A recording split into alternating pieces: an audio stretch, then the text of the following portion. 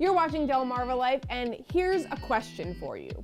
What do the movies Hairspray, the 1972 comedy Pink Flamingos, and Cry Baby with Johnny Depp all have in common?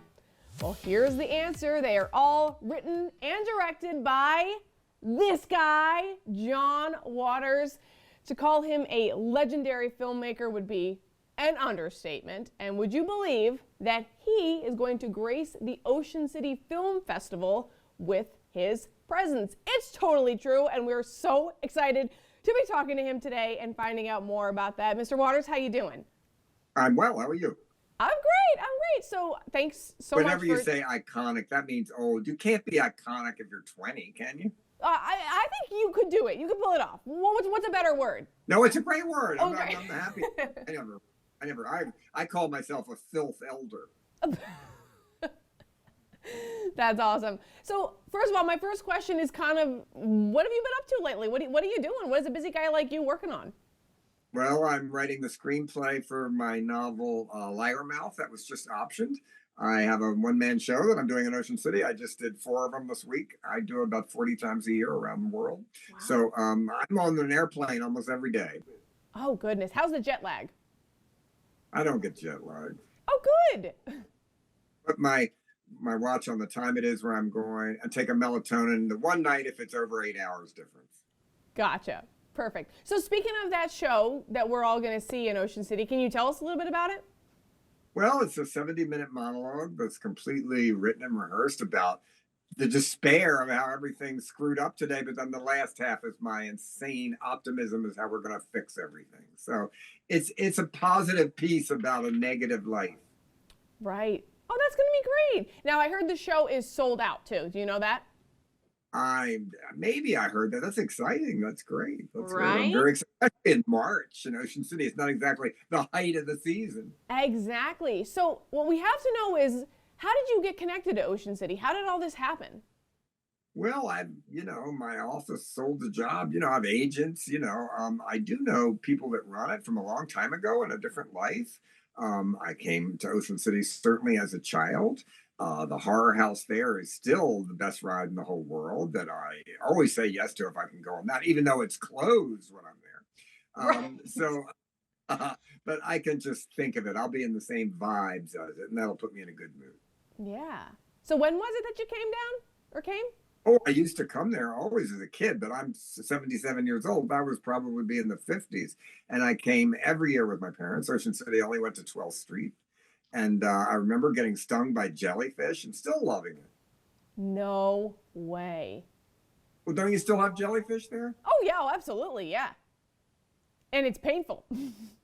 Yeah, I know, it was, because I came right up out of the water and it was on my face. It was like the blob that moved. Oh, that's rough. And so you're still loving it. And so how did you kind of so they asked you to come here?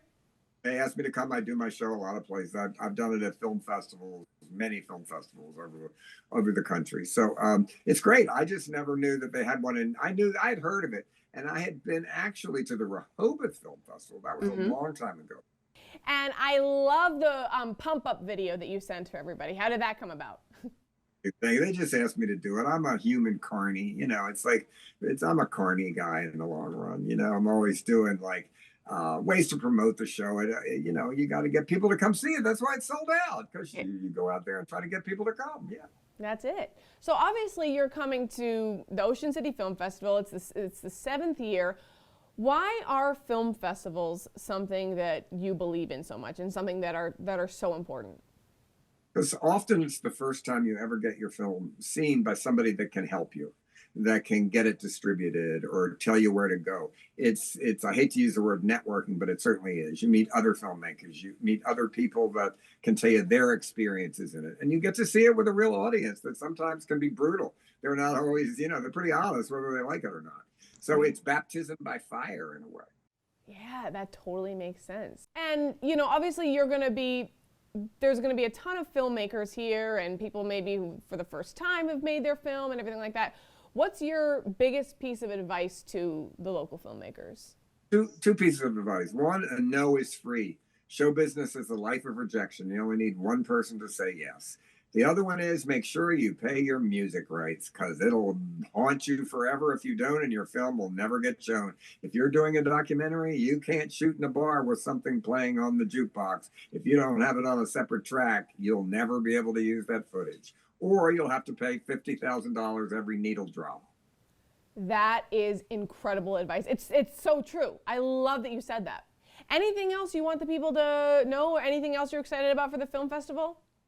No, just come with an open mind, and you'll certainly, I think, leave in a better mood. It's the kind of place for a first date. It either works or it really doesn't. Right. It's a good litmus test. That's perfect.